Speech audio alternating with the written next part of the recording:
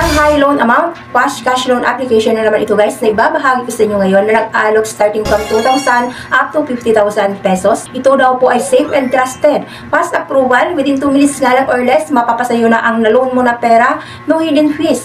At with just 3 steps nga lang daw po ay mapapasayo na ang iyong nahiram na pera. Kaya naman guys, kung interested ka na malaman ng buong detalye ng bagong platform na ito na kalalabas lang din dyan sa Google Play Store, abay panoorin mo na muna ang video na ito dahil dito nga po ay re-reviewin natin.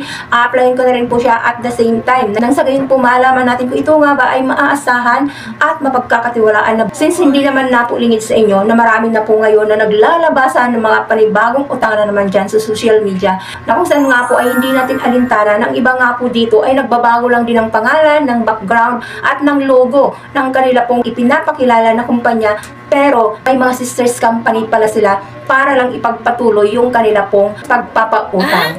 Kaya naman guys, wait muna, wag ka na muna dyan mag-download or wag muna itong install dahil dito nga po ay sisilipin natin yung buong proseso ng pagpapahiram nila dito ng pera. Kung ito nga ba ay sadya or totoo na nagpapautang o baka naman ito nga po ay paasa lang din at kinukuha lang din yung mga informations natin, but at the end ay wala naman pala tayong mapapala. Kaya naman guys, kung bago pa lang po dito sa aking YouTube channel, please consider to subscribe na muna and click mo na rin po ang notification bell dyan para naman lagi kang updated sa mga incoming videos na ina-upload ko dito.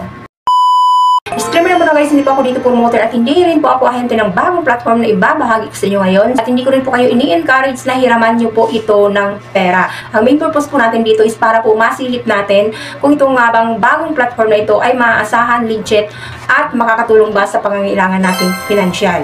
Kaya naman guys, it's up to you na po or decision nyo na po yan. Still, at the end of this video, susubukan nyo pa rin applyan.